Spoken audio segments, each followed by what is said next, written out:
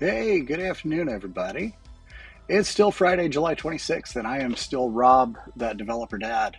And this morning we got our first contract test knocked out, and we reviewed some test automation stuff and all those wonderful things that I'm going to expand on offline, outside of the context of this stream, because you guys don't need to see me sitting here writing BDD and unit tests for hours on end.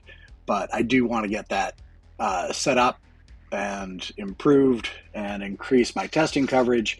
But it's not something that really makes for very interesting content. So, well, what's next? And what's next is me going over about 15 feet away from me and refilling my coffee as soon as the Keurig finishes.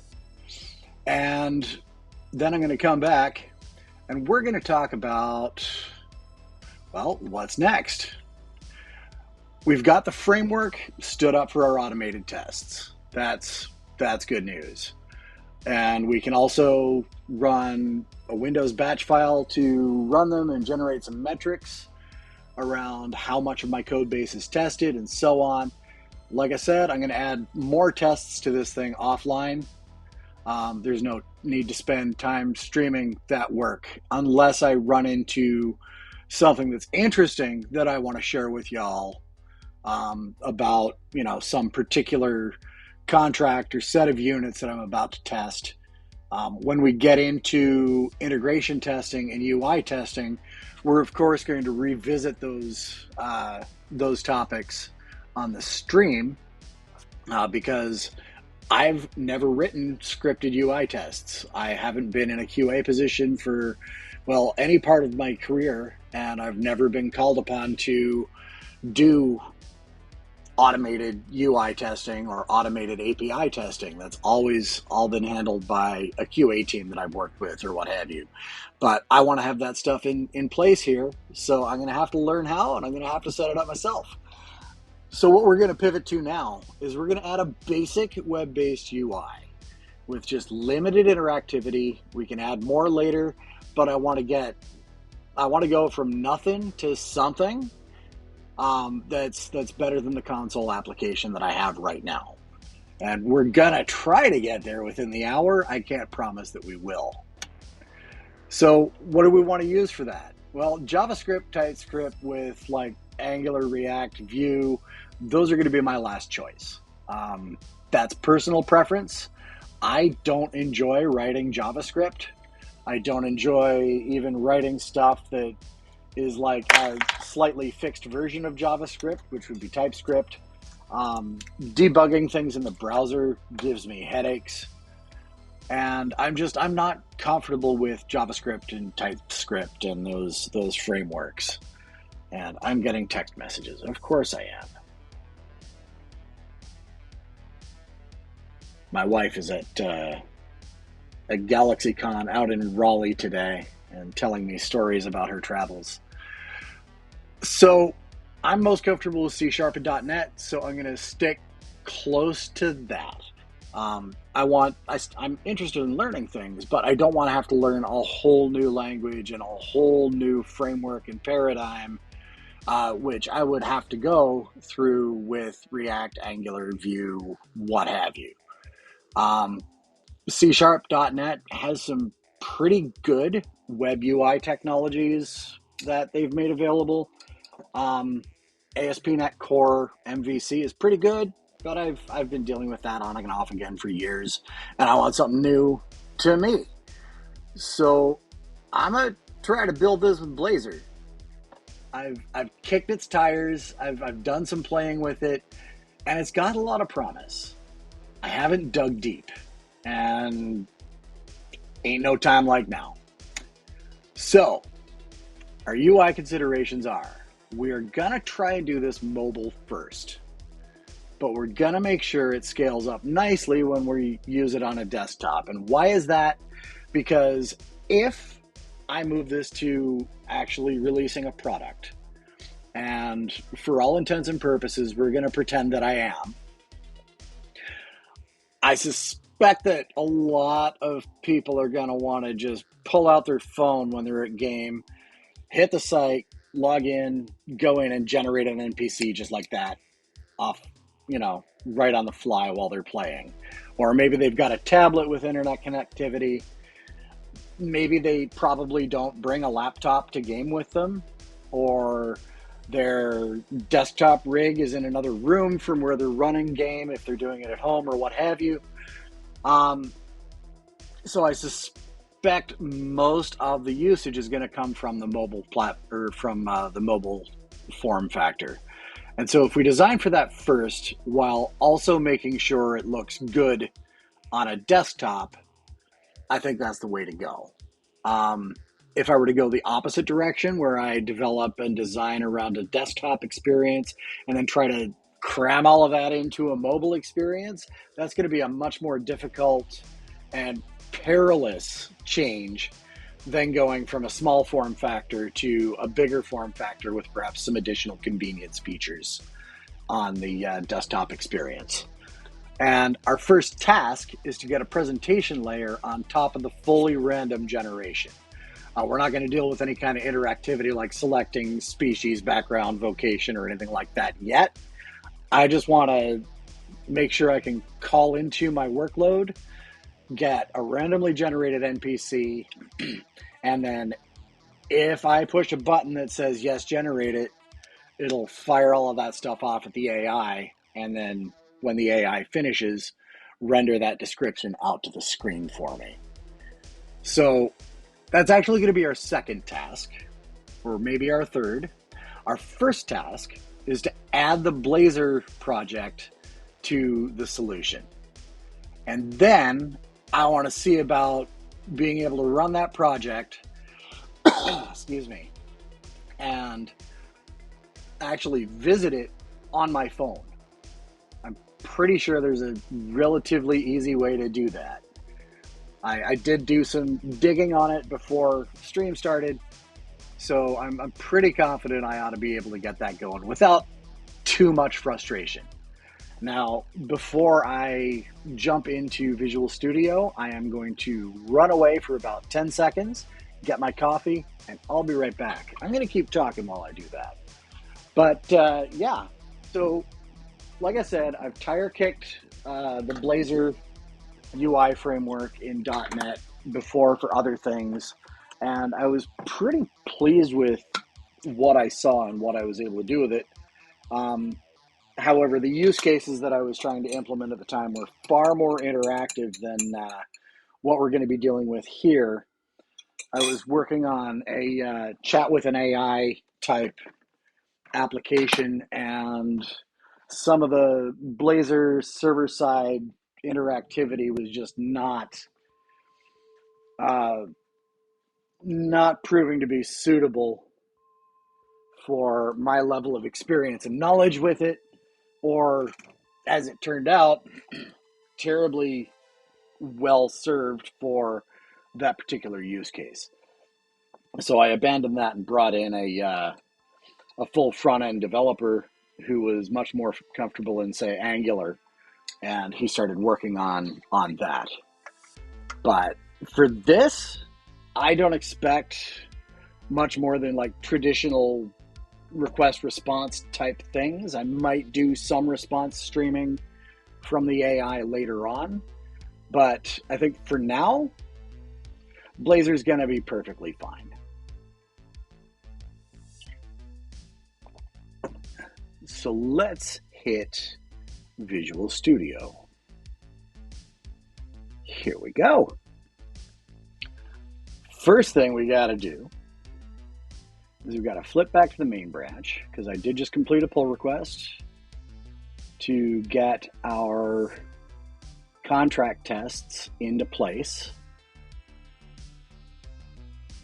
And yes, I've still got some warnings. Go away, silly thing. And I gotta get latest, so I'm gonna pull latest from main. And before I do a branch, I want to rebuild.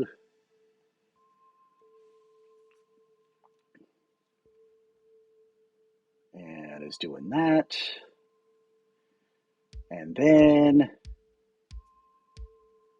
I want to, come on, okay, rebuild all succeeded.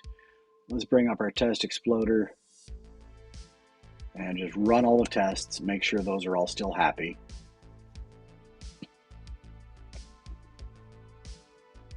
All right, that is all good. So I'm good to branch.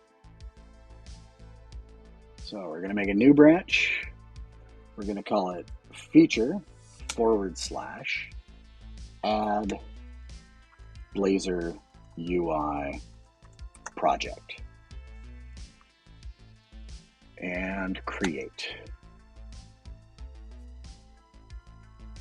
All right, we're there. Now I'm going to add a new, where's the add? Here's add. New solution folder called UI. And to that folder, I am going to add a new project.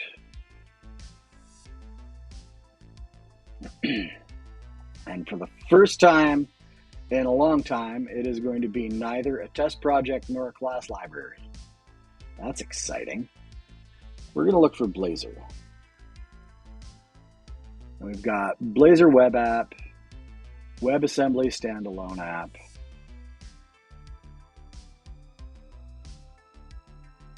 and that appears to be it. I thought there were more things available in dotNet 8 than this. So I'm going to cancel out of this. And I am going to close Visual Studio. Yep, save. I'm going to pop out here. And let's open a command prompt. .NET workload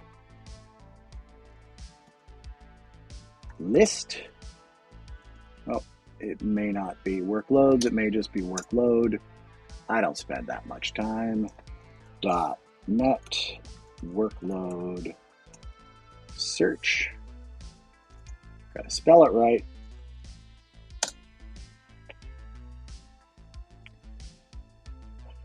Android, Aspire, iOS, Mac Catalyst, Mac OS, Maui, TVOS, Wasm. I thought there were new Blazor templates.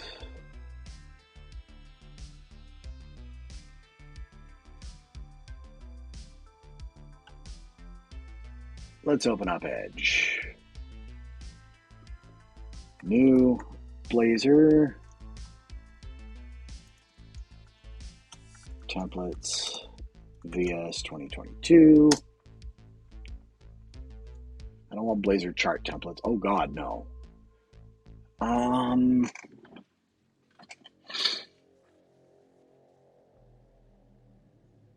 Let's see. There's those. ASP.NET Core 8. Here we go. I might not have ASP.NET Core 8 installed. All right. Yeah. And it just bounces me off to somewhere else. Fun. Okay, that doesn't help me. Okay, hang on a sec. I'm going to respond to Mrs. real quick.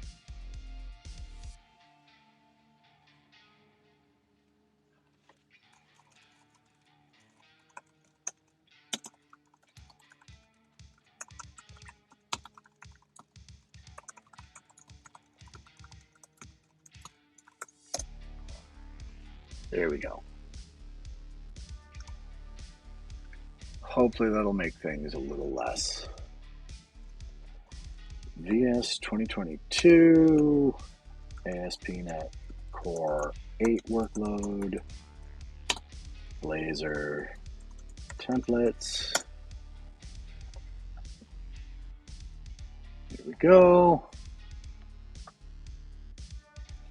All right, tooling for ASP.NET Core Blazor, blah, blah, blah, blah, blah.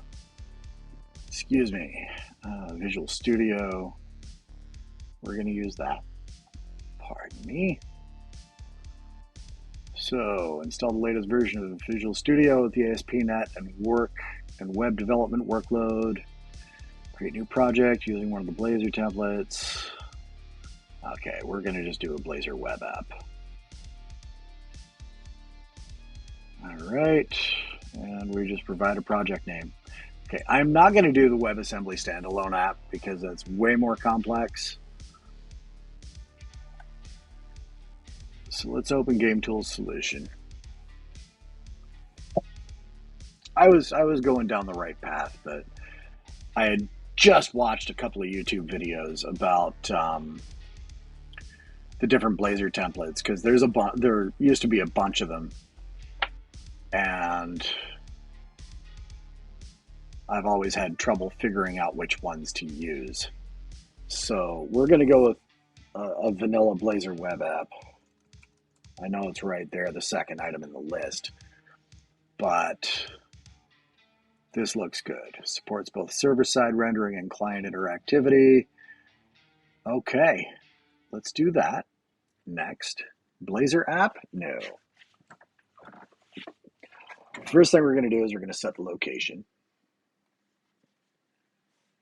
And it's going to go into, I thought it would have created a UI folder for me, but I guess not. So I guess I better create one. New folder. Call it UI. All right, select that. And I'm going to call it GM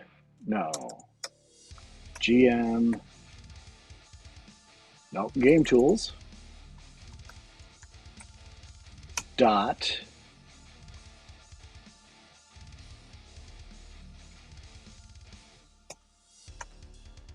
Blazor client. Yeah, shorten to the point.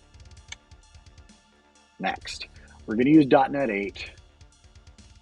We are not going to use authentication yet. Configure for HTTPS, interactive render mode server, interactivity location. I'm gonna pick server. Per page and component. We're not going to use those damn top level statements. We are going to include sample pages. Let's go per page and component. And I'm going to switch this to auto, I think. If this sucks, we can always destroy this project and create a brand new one. So let's create. Off it goes. And I'm going to do a thing where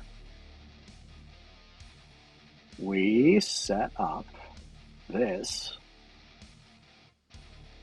as our startup projects.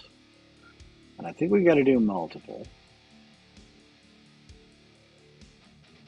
So we're going to go auto here, start, and start. And I like to bring these all the way to the top of the multiple project startup list, just for tidiness sake. Okay. Let's build the whole shebang.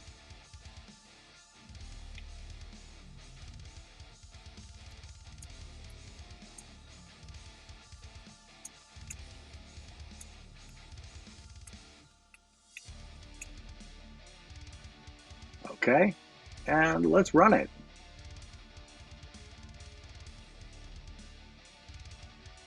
Yeah, let her rip. To avoid SSL warnings in the browser, you can choose to trust the self-signed certificate that ASP.NET Core has generated. Yes, I do want to trust that. Okay, claiming to represent localhost. Yeah. Yes, just do it. Use my hot reload to create a secure connection to the browser. Yes, make it so. Yes. Okay, so we can see that our host processes are running in the background. Blazor client exited with -1. Okay. So something didn't like it. Let's try running it just like all by itself here. Debug, start new instance.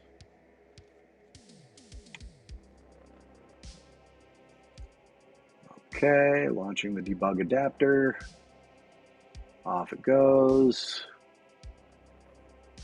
So we've signed me into Microsoft Edge. Fine, whatever. What's all that about? Okay, so that's exciting.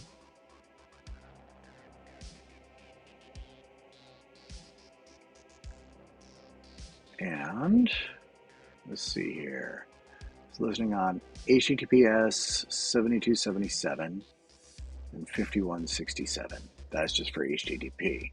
So let's grab this guy. Grab that. Paste it. Let's see what we got. Hey, look at that. All right. Now, I'm curious. I am a very, very curious person. CMD, IP config. So if my local IP address on the Wi-Fi network is this,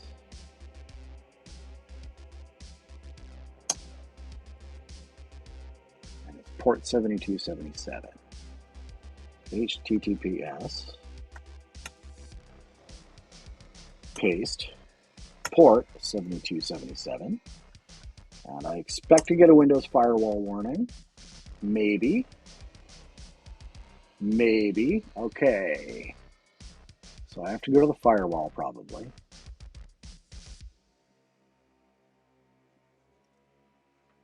And that's where I need my how-to article.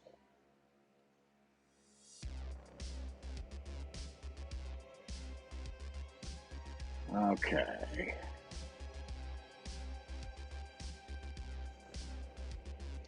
And we need to set the URLs in the launch settings.json file. All right, so let's do that. That lives inside properties and launch settings. Okay, profiles, HTTP, HTTPS. Okay, IIS Express, I don't care about those. Do I have two HTTPSs? No, I don't. Okay, now over here I've got IIS settings, profiles,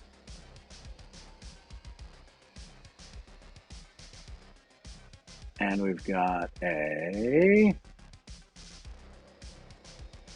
gonna add a profile down here called Blazor on Wi-Fi.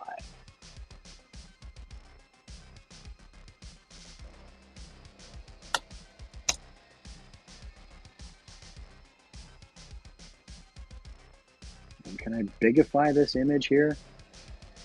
I can. All right, so they're showing here command name is project, dotNet run message is true, launch browser true, application URL, we give it all these things, as well as these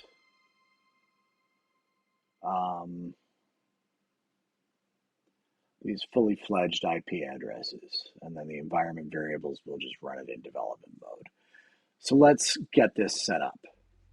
Oh, I need a colon here. Otherwise, it's just going to blow up the next time I try to load it. So, command name is project.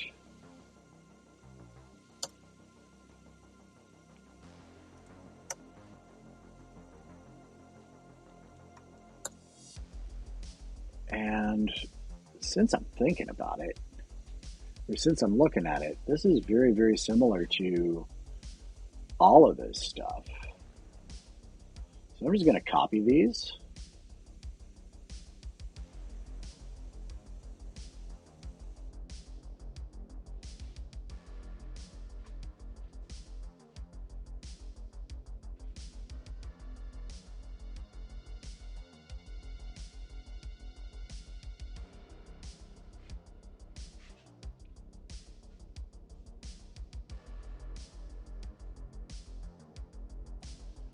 This feels like improperly created JSON.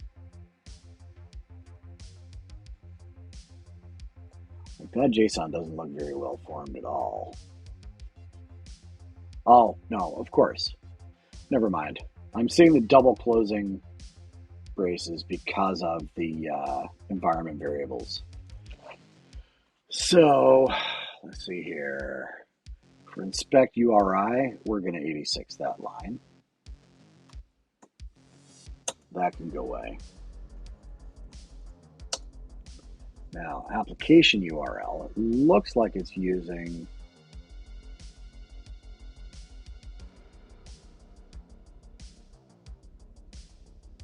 all of these. So localhost is 5167.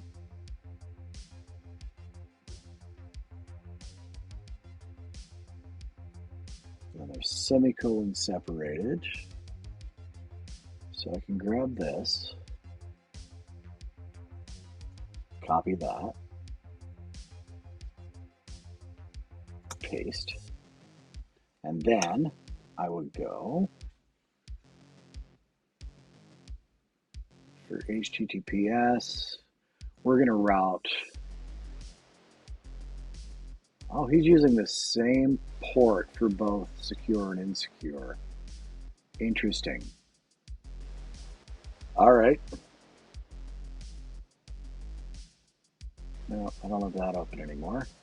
But I do have this, and I can grab my IPv4 address. Go away.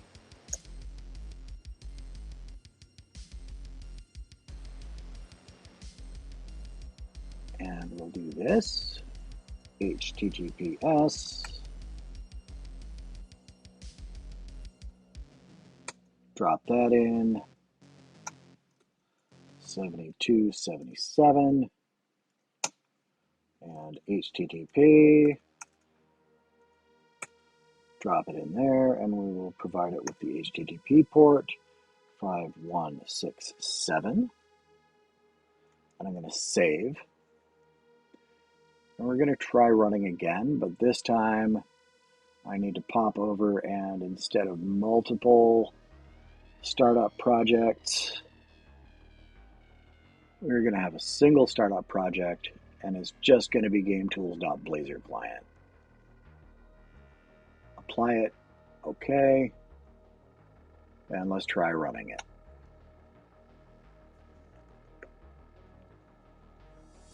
Okay, that loads. Good news.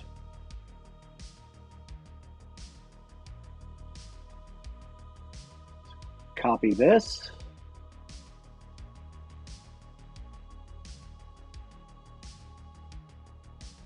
Add a new tab. Let's try this. And it can't reach the page, connection refused. And I bet this is the part where I have to go configure the Windows firewall. And I just killed the page that I had open because I'm a dope. Expose Blazor web app on local Wi-Fi network. Here we go.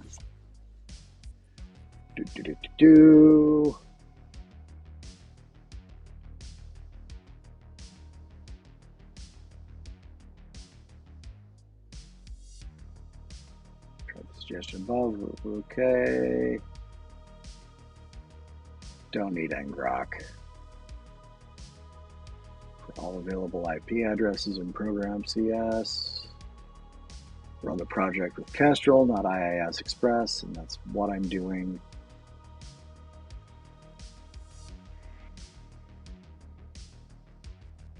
And let's see.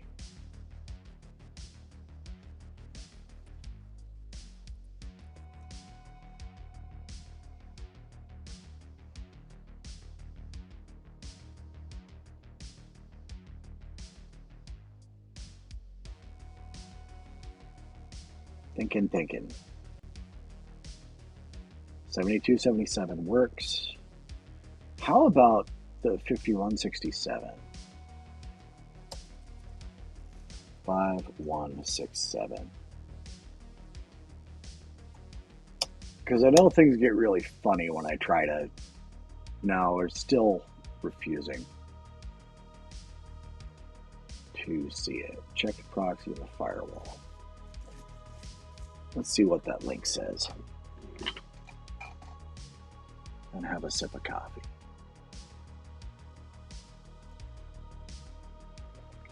Okay, they didn't like that. Oh, stop it. And obviously this article that I have open here, the Stack Overflow, doesn't tell us a darn thing. So, server app for local network, host and deploy, PWA, I don't want to use IIS.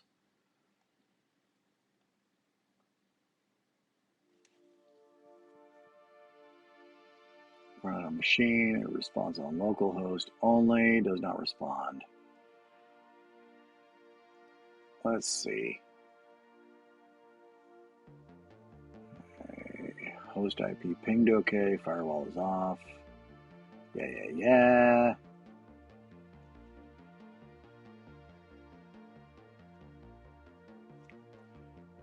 Alternatively, you can use the same thing by putting URLs in app settings.json, blah, blah, blah. Well, let's try that. Because the server writes me invalid URI, hostname cannot be parsed. Empty page.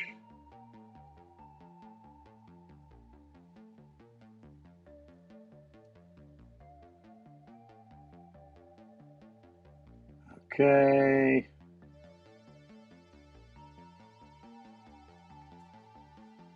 Set the URLs. Host port, app port. Blah, blah, blah.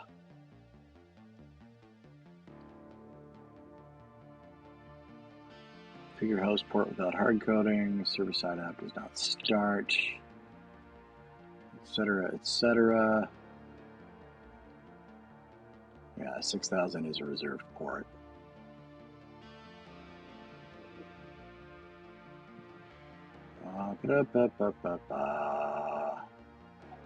That is not the article that I found before that talks about exposing things through the firewall.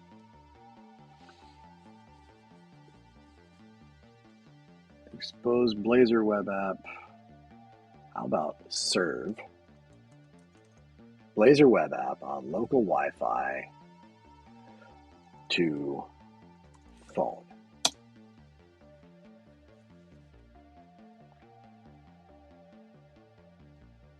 Let's take a look at this one.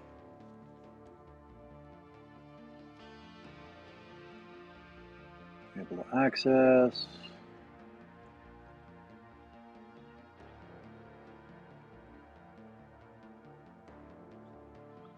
Well, let's try the star : just for laughs. Why not? Only used for local development.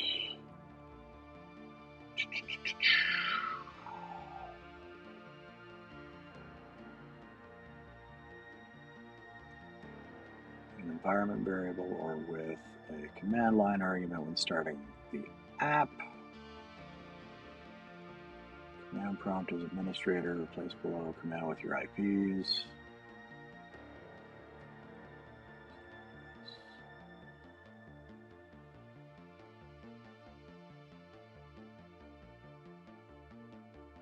Using Kestrel is not designed to be used outside localhost. I don't want to set up Nginx, man. Forget that.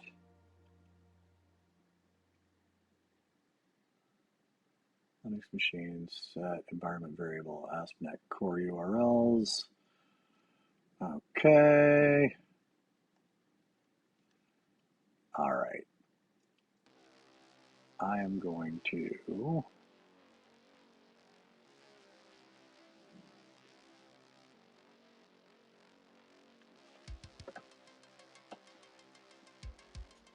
listen port, connect port 3000, connect address. Okay, so we're just going to port forward this son of a gun. All right. We're the shot. I'm going to pull Safari over here. And let me try connecting to the localhost IP address before I do this.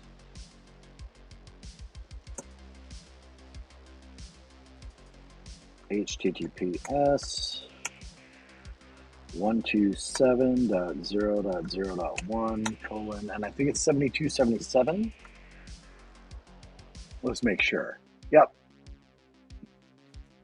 Go. Not secure. Bite me.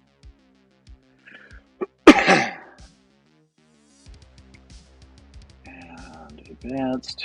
Yes, continue.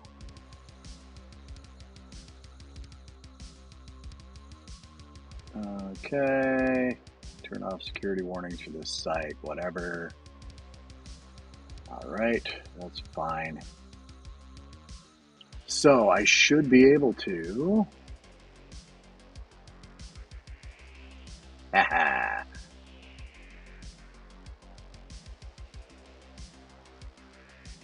I'm going to come over here and grab this line of code. Copy that. Let's open up Notepad. And I'm going to paste it here, and I want to talk about what it's doing. So NetSH obviously stands for NetShell interface. We're setting up a port proxy. We're going to add IPv4 to IPv4, listening on 443. Listening address is going to be my machine's IP address. So let's get that again right now. Come on, wakey wakey. Yep, there goes my Wi-Fi PC connection. Just a second. I really need to I've got a wired switch kicking around and I need to find it, and a couple of Ethernet cables, and try to get that thing hard connected to my LAN. So let's copy this and paste it in here. Do that. My connect port is going to be 7277. 7277. Now with NetSH, can I also wrap port 80 to it as well? Port forwarding in Windows, contents, yeah. Blah, blah, blah.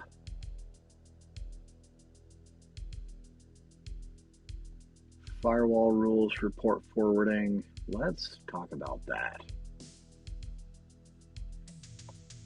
Okay, that's using PowerShell. I don't really want to use PowerShell, but whatever.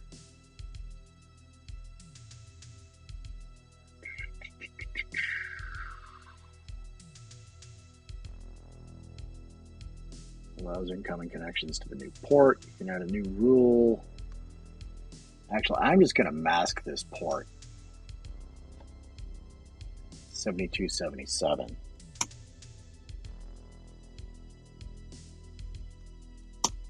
Let's do that.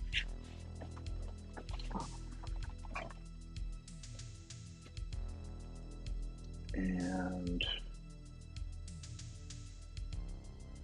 let's see. Yeah.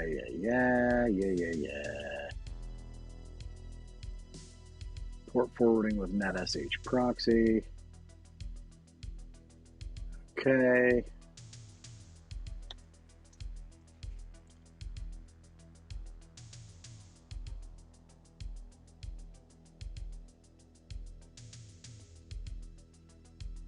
Connect port.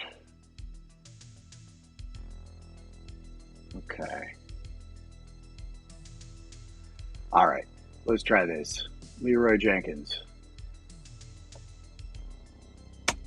Copy that. Come down here. And I'm going to need to actually open command as an administrator, or it's going to get very, very grumpy at me. Run as admin. Yes. Do that. All right. Now I should be able to go to 192.168. Dot whatever. 192.168.1.25. Advanced, continue. We've got it there. Now, let's try it in Safari on my phone. 192.168.1.25, port 7277. Go. Safari's probably going to throw a little bit of a fit about some security problem, but we shall see.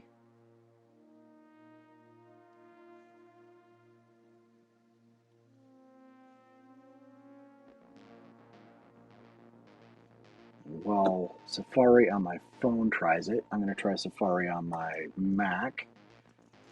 HTTPS 192.168.1.25, port 7277.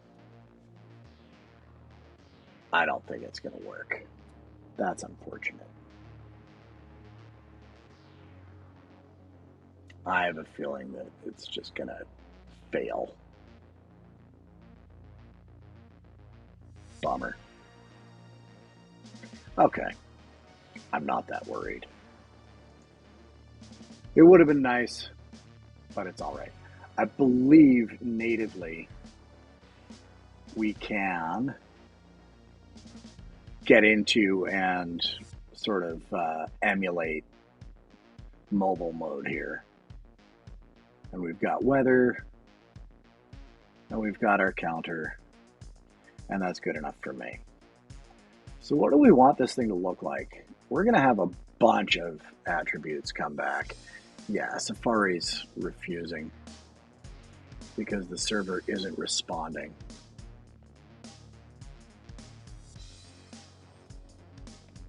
One last thing I want to try. Firewall.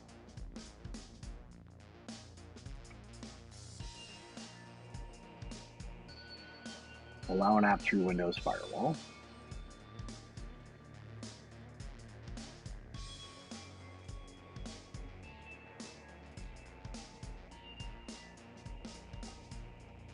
Blah, blah, blah.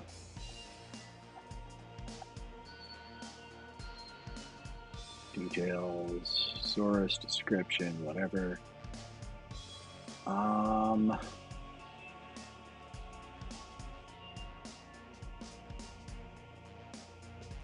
We're going to change settings.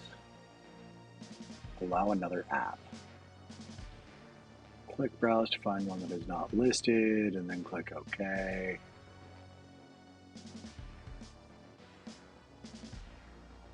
Networks at home or work, okay.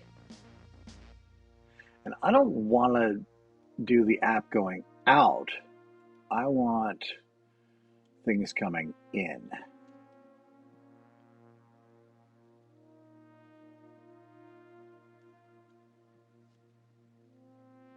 we do advanced settings here.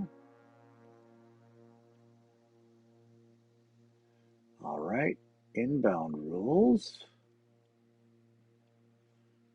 And let's do a new rule. Program, no, we're going to do port.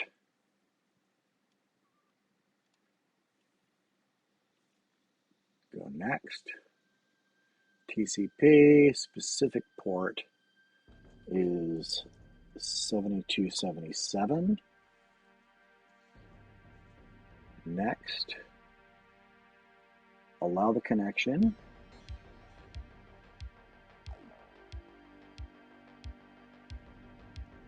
Computer to a private network location such as a home or workplace. Does not apply when we're in public. Next, allow Wi-Fi access to port 7277. TCP port 7277. Just go. Just for laughs. Show details. Visit the website. Yes. It's fine. And I'm browsing it from my Mac.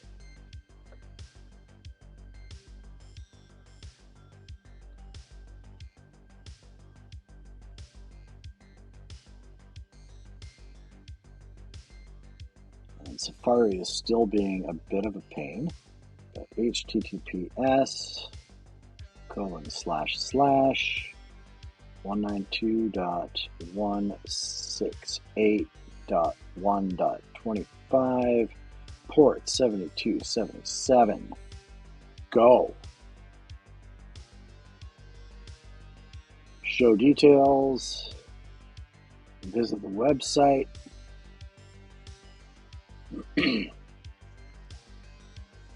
And I am serving my Blazor app to my phone. We win. So that's the first little bit of ops crap that we got to deal with.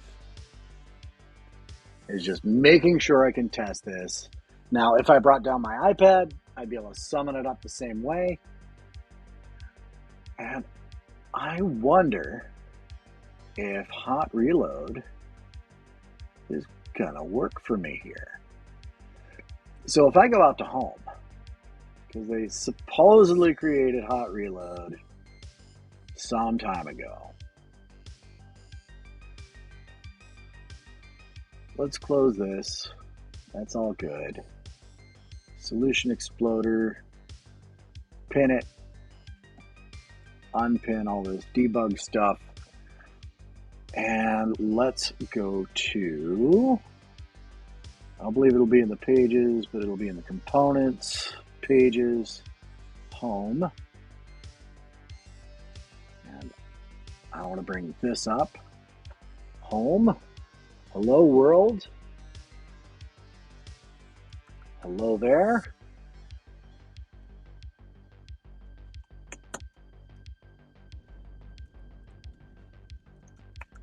General Kenobi, I've been expecting you. Save it.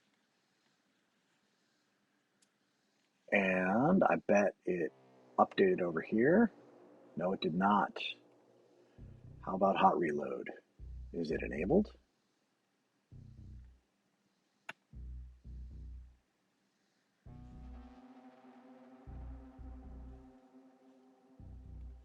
It apparently is not. Unexpected error.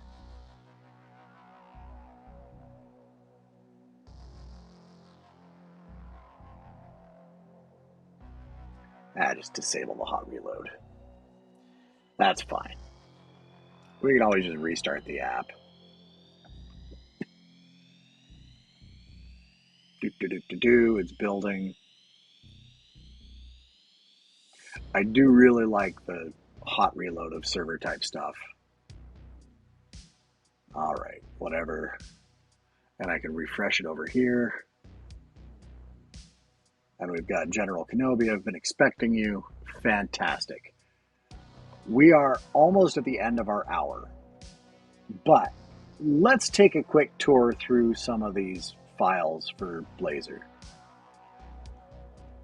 So we've got our Blazor client, and then we've got this other Blazor client with, I believe this is just the super interactive auto, etc.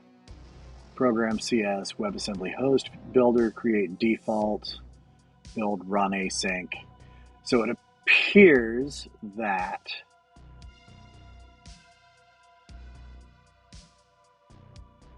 I bet if I come up into the Blazor client, add interactive server components, that probably pulls in anything that's over here in the pages or whatever. What's in the imports? All right, so it does all that stuff. It's using game tools, Blazor client.client. Okay. I'm not going to stress out about getting down into this stuff at all. The content looks very, very similar to what we have. Oh, it's just down here. So our counter is going to be running on the clients. I bet. It doesn't appear to be. Okay, there it goes. It took a minute for the WebAssembly to kick in in Safari. So I'm going to go to it on my phone here. And it's taking a second. It's a little sluggish. But I can hit the click me button and we can see as I hit click me. Let me see here.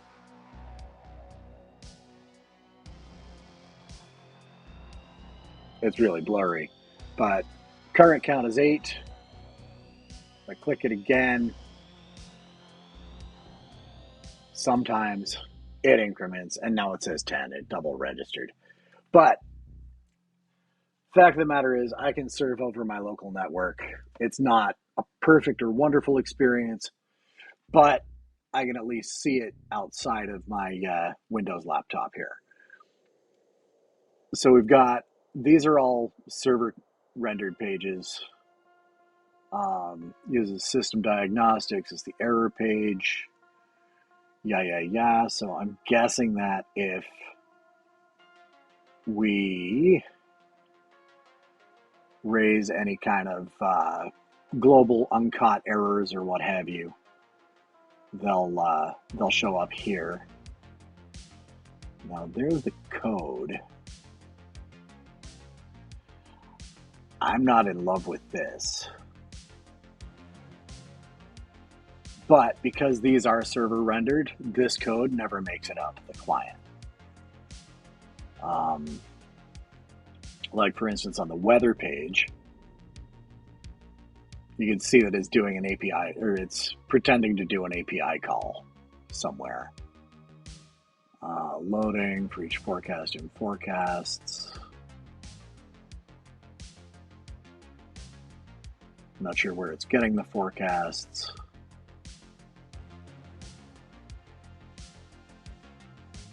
Oh, here we go. Here's the code. Uninitialized async. It waits half a second and then just creates a random bunch of weather forecast objects, as these things do. And forecasts seems to be a variable that is private to the page scope. And that's how we're able to access it up here. Okay, so that's interesting.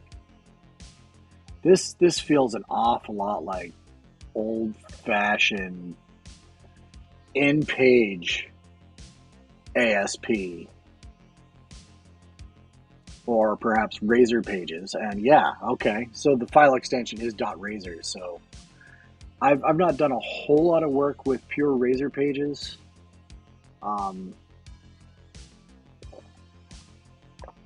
done an awful lot over the years with CSHTML and Razor components inside CSHTML, but just straight up Razor pages doesn't seem too bad. I wonder if I can proxy this stuff out to external classes.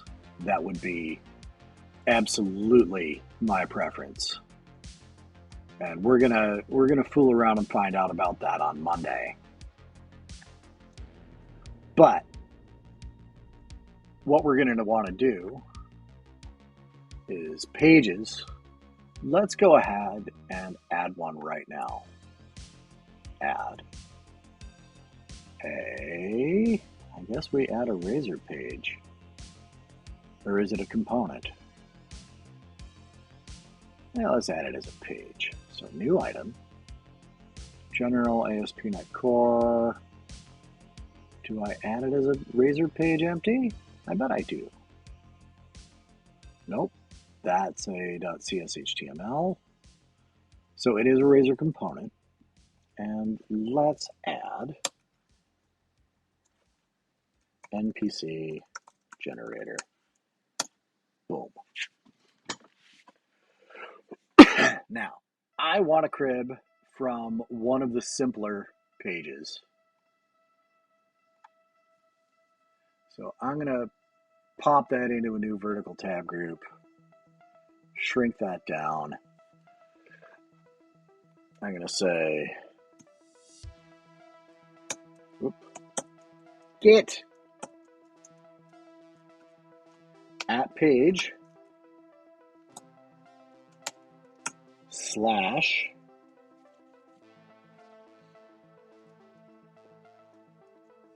NPCs.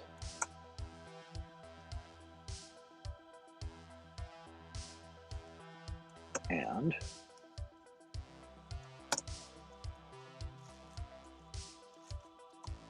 page title. We got to use Pascal case there. Is going to be generate an NPC. NPC generator.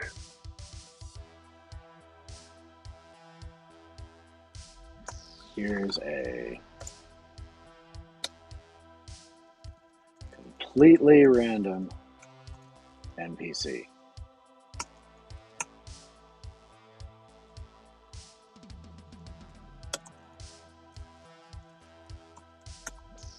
Haha, not yet.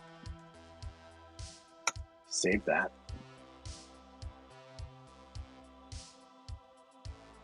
Slash NPC generator.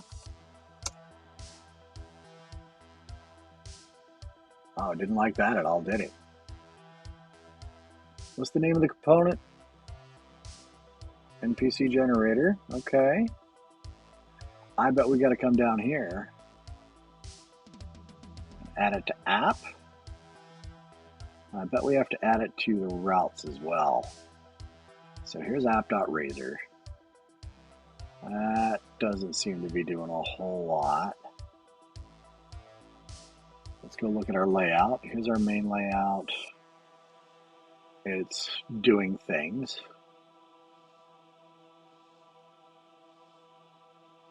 Now we can see that unhandled errors get pulled into the Blazor error UI. It says an unhandled error has occurred, blah, blah, blah, blah, blah. ASP.NET Core.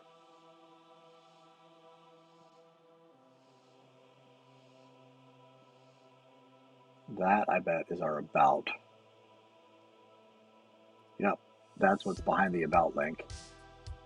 And our nav menu. So let's close home.razor. This is main layout. Let's pin this. Nav menu. Let's see what's what. Okay, nav link, house door fill, yeah. Nav link match dot all.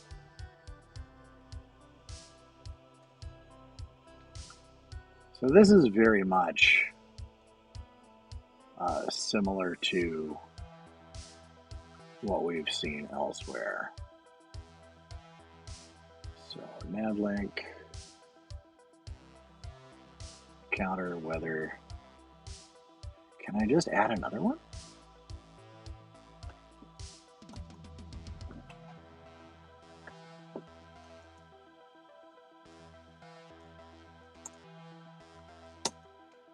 Paste. And I bet I need NPCs.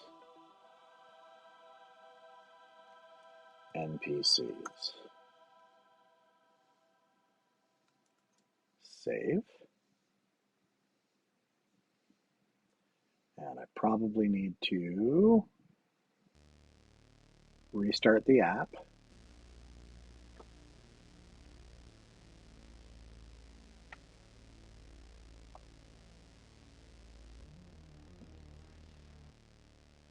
Yank away. NPCs. And that wants to take me to weather, counter, home.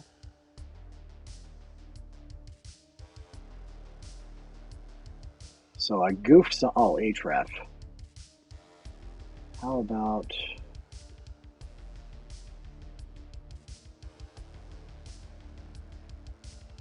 NPC generator?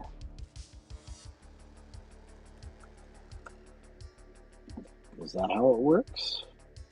I might have to go look at the routes. Let's look at the routes just preemptively. Okay. Program type of assembly, type of client.imports assembly. That doesn't help me anything. Okay. Well, let's save all. Reload the app.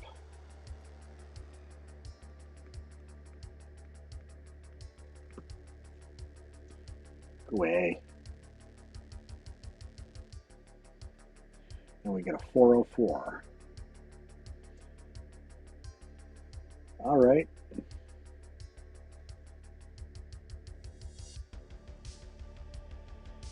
How about just doing NPCs?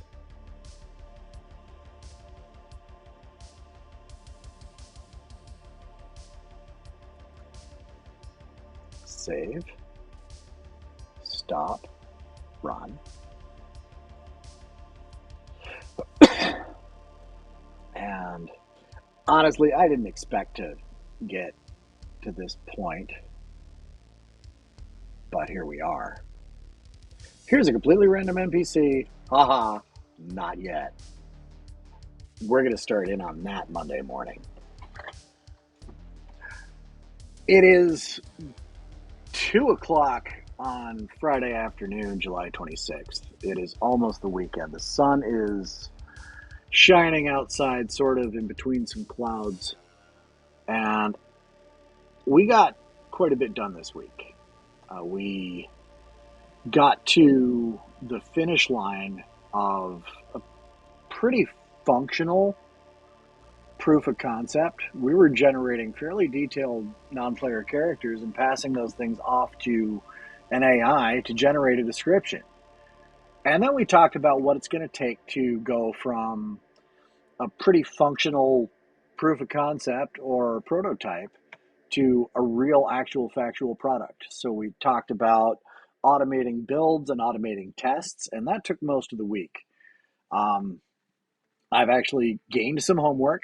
I do need to improve the test coverage of this application quite a bit before I would feel comfortable actually talking about turning this into a real product.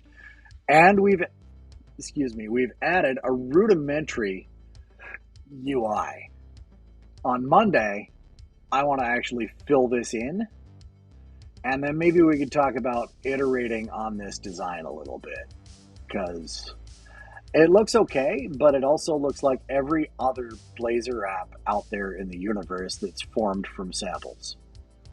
So we're gonna next week is gonna be UI heavy. Tomorrow, or not tomorrow, but Monday, we're gonna hook into the actual workloads in the class libraries that live behind this project, and that just hooking in and getting it to build and so on with all those dependencies is probably going to be the Monday session. Afternoon, we'll start calling into those assemblies and getting some stuff generated, and maybe even getting as far as calling out to the AI. And then we're going to start, once we've got that going, we're going to iterate on the overall page design here, because that's fugly. Well, no, it's not fugly. It's just very basic and very typical. And I don't want to leave this just looking like some automatically bootstrapped from the samples type design. So until then, go get yourself some water or other beverages. It is the weekend. Eat some delicious food. Spend time with people you care about and enjoy the company of. And go do something fun. But be safe. Take care, folks. I'm Rob.